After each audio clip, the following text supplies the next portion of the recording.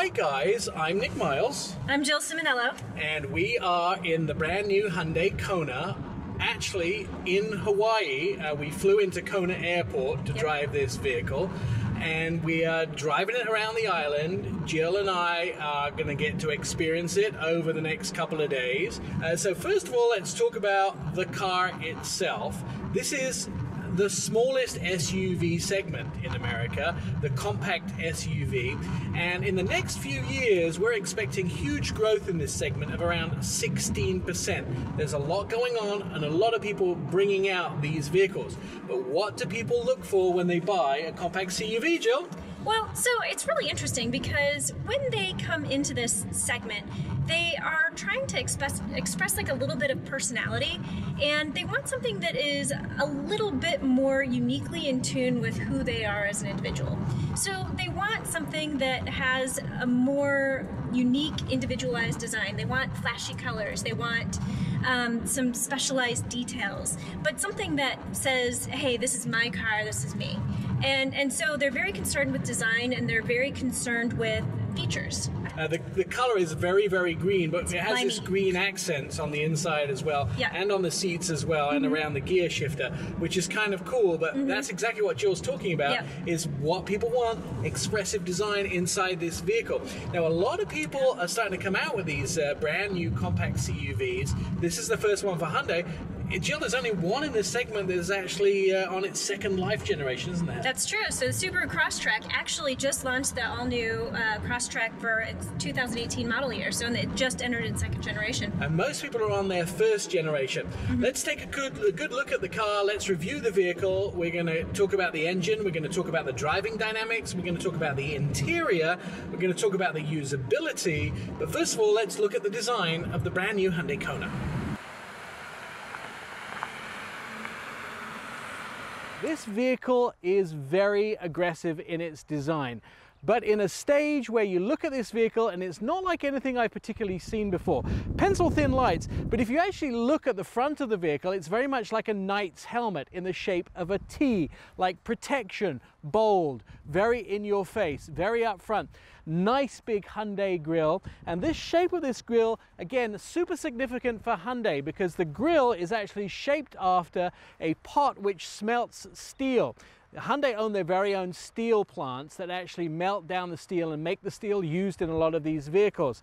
This grille is the shape of those smelting pots from their very own steel manufacturing plants. The Hyundai Kona is up to 10 inches shorter than its competition, vehicles like the Subaru Crosstrek or the Toyota CHR. But on the inside, it has equal or more room than many of its competition. This is all through a clever use of packaging and storage. Hyundai has a dual-level cargo floor with hidden cargo storage area. Scott Margerson is Director of Product Planning for Hyundai. So when you get on the inside, feels very spacious on the inside, but compact. That also means lighter weight, fuel efficient on the outside.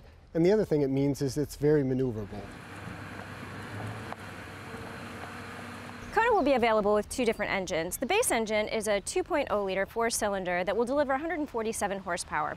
This will be available in the SE and the SEL trims. The up-level engine is a 1.6-liter turbocharged engine that delivers 175 horsepower. That's the engine that we are driving today, and it's available in the Limited and the Ultimate trims.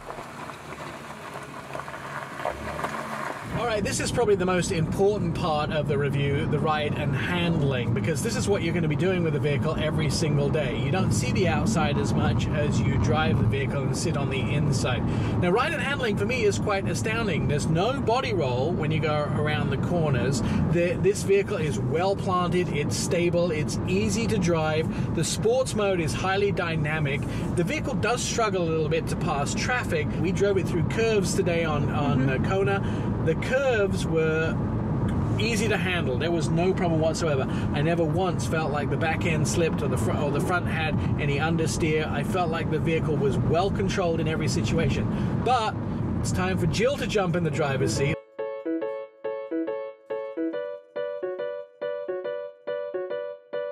Well, so, I mean, the first thing I've got to say is, again, two very different drivers, two very different driving types, and yet here I am and I have a really good driving position. I know that's not driving dynamics, but I feel it's really important to point that out, that I have great visibility. You know, I did notice maybe just a skosh of turbo lag when you do like the hard acceleration, but... Can you tell Jill's from the Midwest? She used the word skosh. Skosh. But when you're at city speeds, 25 miles an hour, 35 miles an hour, 45 miles an hour, it has the really good ability to accelerate. Kona has a feature until now not seen in non-luxury cars: driver attention warning. The system alerts the driver when they might be getting sleepy or not paying attention. Competitors don't have any of these features. You know, it's always a challenge in a CUV to get a vehicle that's small on the outside. But of course, it's a CUV. People want utility, so you want to make it as big as you can on the inside. Now, one of the big things in any car for especially millennials is the infotainment system, and this has a new Infinity infotainment system. Inside the new Kona is a 7-inch standard screen, an 8-inch optional screen, and everything is very simple to use. The buttons are very clear on the sides. Yeah, you know, the buttons are very clear, and the other really great thing is on the map you can actually pinch and zoom, so you don't have to hit the plus and minus sign anymore as you're like trying to drive and jab. You can, you know, use your, like you would on your cell phone, just pinch and zoom. For your entertainment pleasure, HD radio and subscription-based satellite radio are available along with Apple CarPlay and Android Auto, and Hyundai BlueLink. BlueLink also allows you to use some cool features. Hey Google, ask BlueLink to start my car. To remote start your Kona, please say your BlueLink PIN. The trim levels of the new Hyundai Kona are quite revolutionary. 4 trim levels, from basic to luxury, with only one package option. That means you don't have to add 50 options to get the car you want, and your local Hyundai dealer is likely to have the car you want in the color you want. Well, I hope you enjoyed our review of the car. We have been driving the new Hyundai Kona. They are on sale now at your Hyundai dealership for around $19,000 starting price.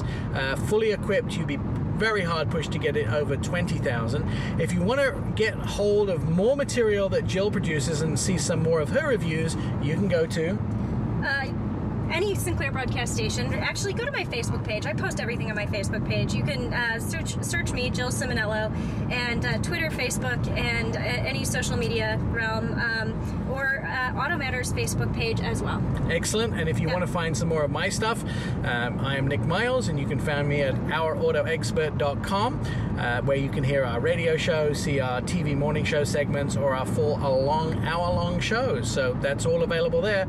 Until next time, what do Hawaiians say? Aloha. Aloha.